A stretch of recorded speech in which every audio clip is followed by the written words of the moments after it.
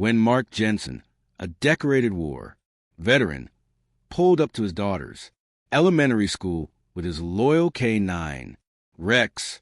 He expected to see her smiling, waiting by the door like always. Instead, the hallway echoed with shouting. Inside her classroom, 8-year-old Emily, who walked with crutches after losing her leg in an accident, stood trembling as her teacher screamed at her for being too slow. Laughter filled the room. Mark froze, disbelief turning to rage. Rex's ears flattened, a low growl rumbling from his chest. In that single moment, the soldier and Mark reawakened. He kicked open the door, his voice thunderous. "What did you just say to my daughter?" What happened next would shake the entire school and the internet to its core.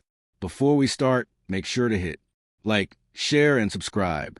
And really, I'm curious, where are you watching from? Drop your country name in the comments. I love seeing how far our stories travel. The morning sun spilled gently across the front porch of a small suburban home where Mark Jensen, a retired Army veteran, tied the laces of his worn combat boots. His loyal K9 partner Rex sat beside him, alert, disciplined, and loyal as ever. Though their battlefield days were long over, the bond between man and dog had only grown stronger. Mark often said Rex saved his life more times than he could count, and now, in peaceful civilian life, they saved each other from silence. Inside, laughter echoed, the sound of his 8-year-old daughter, Emily, getting ready for school. Her prosthetic leg gleamed under the light as she carefully adjusted her crutches. Despite everything she'd endured after the accident that took her leg, Emily was unstoppable, her spirit fierce, her smile brighter than any medal Mark had ever earned. And as he drove her to school, Rex rested his head between the seats, keeping watch.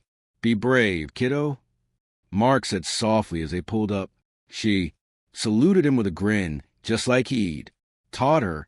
Neither of them knew what awaited later that day, that a simple classroom visit would shatter Mark's calm forever and reveal a side of humanity he thought he'd left behind in war. Inside room 204, laughter and chatter filled the air, but not the kind that came from joy. The teacher, Miss Callahan, towered over Emily's small desk, her voice sharp and cold. "How many times do I have to tell you, Emily? We don't need special treatment in this classroom." Her words cut like a blade, making the other children glance nervously, afraid to intervene. Emily's hands trembled as she tried to balance her crutches and reach for her fallen notebook. Her prosthetic leg made a soft, metallic sound against the floor, a sound that drew snickers from the back of the room. "I'm sorry, ma'am," she whispered, but Miss Callahan only sighed loudly. "Sorry doesn't make you useful, dear. Maybe if you spent less time pretending to be a hero's daughter, you'd keep up with the class." The room went silent. Even the kids who used to laugh stared in shock. Emily bit her lip, holding back tears. She thought about her dad, how proud he always looked at her courage, so she forced a smile, even as her heart broke. Outside the classroom, the hallway clock ticked closer to dismissal, and toward the moment when Mark and Rex would arrive to witness the cruelty that had been hiding behind that classroom door. The sound of children's laughter echoed faintly through the hall as Mark Jensen walked toward Emily's classroom. He was early. He always liked surprising her.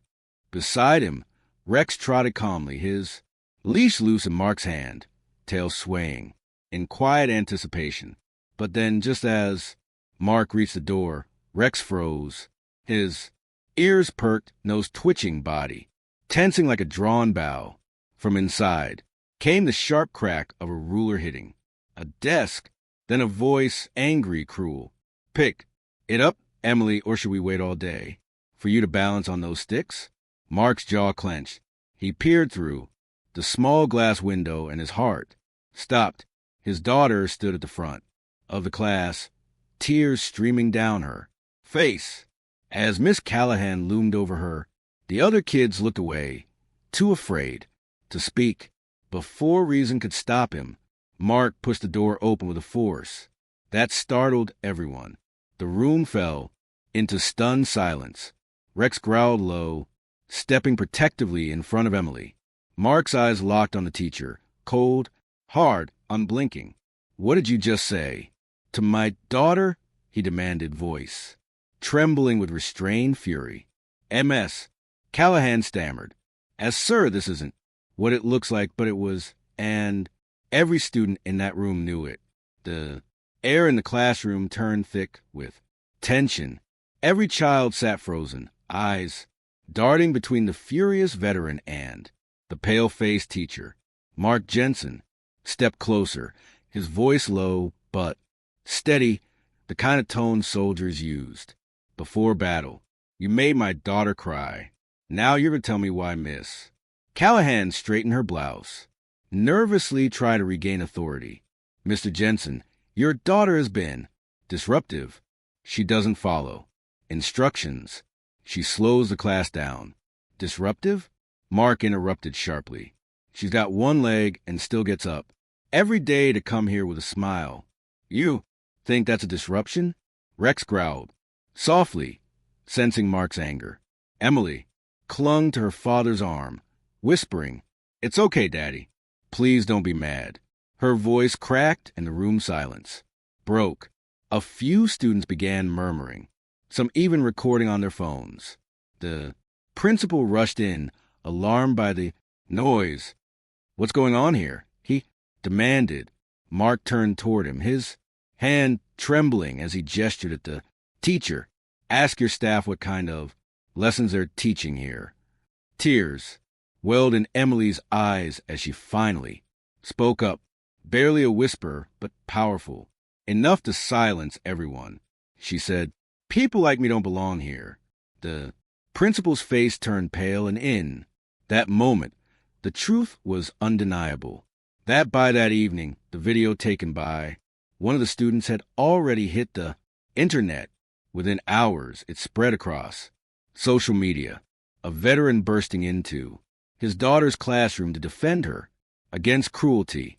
Millions watched the clip of Emily crying while her father held her close and Rex stood guard, growling at the teacher who mocked her. Comments poured in. Veterans, parents, and teachers from around the world demanded answers. The next morning, cameras swarmed outside Lincoln Elementary. The school board called an emergency meeting. Miss Callahan was suspended pending investigation. Her face plastered on every local news channel. Reporters stood on Mark's front lawn, eager for a statement. But when he finally appeared, Mark didn't shout or gloat. He simply stood on his porch, his daughter by his side, Rex lying at her feet. "I didn't do this for revenge," he said quietly. "I did it because no child, disabled or not, should ever be made to feel less than anyone else." His words spread faster than the video itself. Parents formed a line outside the school holding signs that read, "Teach kindness." Emily watched from the window, hugging Rex, whispering, "Daddy, people are listening." And for the first time, Mar believed change might actually begin a month later. The story that had started with pain ended in triumph. The school gymnasium was filled with parents, teachers, and students gathered for a special assembly. Banners hung from the walls that read, "Kindness is courage." At the front of the stage, Emily Jensen stood proudly in her school uniform, her crutches shining under the lights. Beside her sat Rex, wearing a small medal on his collar, awarded by the school for courage and loyalty. The applause was deafening as Mark Jensen watched from the crowd, emotion tightening his throat. When the principal handed Emily the microphone, her voice was soft but steady. "Some people think being different is bad," she said, "but my daddy taught me it's what makes us strong. And Rex, he taught me that heroes don't always stand on two legs." The crowd rose to their feet, clapping through tears. Mark stood, silently, saluting his daughter not as a soldier this time, but as a proud Father Day. The applause faded. Rex pressed his head against Emily's hand, tail wagging. For the first time in a long time, Mark Jensen felt peace, knowing his daughter's strength had turned pain into purpose and silence into